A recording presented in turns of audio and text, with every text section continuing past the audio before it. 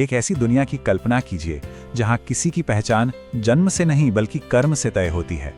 सुनने में ये आज भी एक सपना लगता है ना, पर 15वीं सदी में एक महान संत और समाज सुधारक रविदास ने इसी दुनिया का सपना देखा था।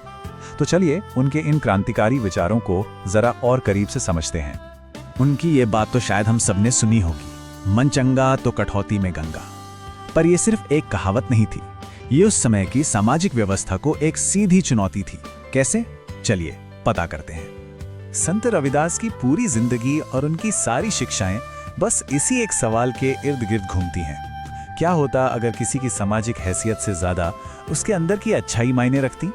चलिए इसी नजरिए से उनकी दुनिया को देखते हैं। अब ये समझने के लिए कि रविदास के विचार इतने रैडिकल, इतने क्रांतिकारी क्यों थे, हमें उस समय के भारत को देखना होगा। एक ऐसा समाज जो जन्म की जंजीरों में जकड़ा हुआ था। सोचिए, 15वीं सदी का भारत एक पिरामिड जैसा था, जहां आपकी जगह जन्म से ही तय हो जाती थी। मतलब कौन क्या काम करेगा, किसे कितना सम्मान मिलेगा, ये सब कुछ पहले से लिखा जा चुका था। और इसी अन्याय से भरी व्यवस्था के खिलाफ संत रविदास ने अपनी आवाज उठाई थी। और इस सिस्टम को चैलेंज कौन कर रहा था? वाराणसी का एक ऐसा संत जिसे समाज ने खुद सबसे निचले पायदान पर रखा था। संत रविदास का जन्म लगभग 1450 में वाराणसी में हुआ था। उनके माता पिता संतोख दास जी और कलसा देवी थे और उनके गुरु थे स्वामी रामानंद। लेकिन यहाँ सबसे जरूरी बात है उनकी जाति, चमार। उस समाज के हिसाब से यही पहचान उनके लिए सबसे बड़ी दीवार थी। और यहीं पर आता है उनकी जिंदगी का सबसे बड़ा कॉन्ट्रडिक्शन।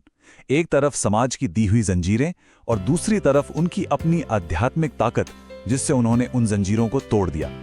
समाज ने उन्हें नीची जाति का तमगा दिया, पर दुनिया ने उन्हें एक महान गुरु मानकर पूजा। तो सवाल यह है कि इस गहरी इनइक्वालिटी का उन्होंने सॉल्यूशन क्या दिया? एक ऐसा आइडिया जो उस समय के लिए बिल्कुल रेवोल्यूशनरी था, एब्सोल्यूट इक्वालिटी, यानी पूर्ण समानता का विचार। उनकी टीचिंग्स सुनने में बहुत सिंपल थी, पर थी बहुत पावरफुल। उन्होंने कहा कि अगर सब एक ही ईश्वर की संतान हैं, तो फिर कोई ऊंचा या नीचा कैसे हो सकता है। उन्होंने बाहरी पूजा पाठ, आडंबरों को खारिज कर दिया और कहा कि असली भक्ति तो मन की सफाई में है, अच्छे कर्मों में है। ये बात कास्ट बेस्ड सोसाइटी की जड़ पर सीधा हमला थी। और मजे की बात यह है कि उनकी ये सारी बातें, ये सारी टीचिंग्स बस एक लाइन में समा जाती हैं, वही लाइन जिससे हमने ये पूरी बातचीत शुरू की थी। तो इस कहावत का असली मतलब क्या हुआ?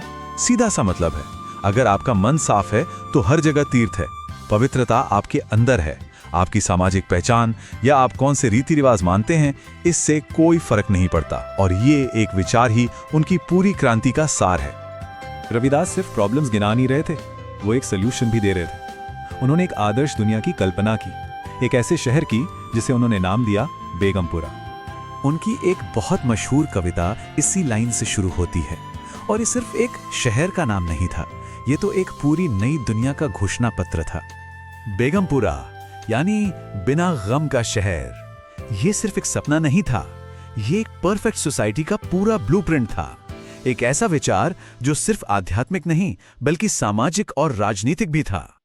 जरा सोचिए, ऐसे शहर के बारे में जहां कोई दुख, कोई चिंता, कोई डर नहीं है, जहां किसी को टैक्स की या अपनी जायदाद की फिक्र नहीं है, जहां कोई सेकंड या थर्ड क्लास सिटीजन नहीं है।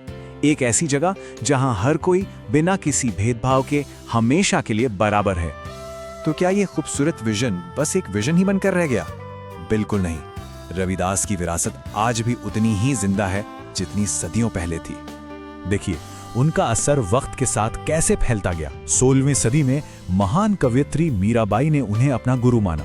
फिर 1604 में उनके शब्द इतने पवित्र माने गए कि उन्हें सिखों के पावन ग्रंथ गुरु ग्रंथ साहब में जगह दी गई। और आज दुनिया भर में रविदासिया समुदाय उनके समानता के संदेश को आगे बढ़ा रहा है। तो हाँ, उनका विजन आज भी जिंदा है। मीराबाई जैसे अनगिनत लोगों की प्रेरणा में, रविदासिया पंथ की आस्था में और हर साल मनाई जाने वाली उनकी जयंती में। लेकिन सबसे बढ़कर उनका समानता का संदेश आज भी सामाजिक बदलाव के लिए एक शक्तिशाली मशाल बना हुआ है। तो आखिर में सबसे जरूरी बात क्या है, टेक अवे क्या है? वो यही है कि किसी भी इंसान की पहचान उसके जन्म से नहीं बल्कि उसके कर्म और उसके नीयत से बनती है। यही संत रविदास के पूरे जीवन का निचोड़ है। और ये पूरी कहानी हमें एक बहुत बड़े सवाल पर लाकर छोड़ देती है। 500 से ज्यादा साल बीत चुके हैं। हम आज संत रविदास के उस बिना गम के शहर, उस बेगमपुरा को बनाने के कितने करीब पहुंच पाए हैं? ये एक ऐसा सवाल है जिस पर सोचना बनता है।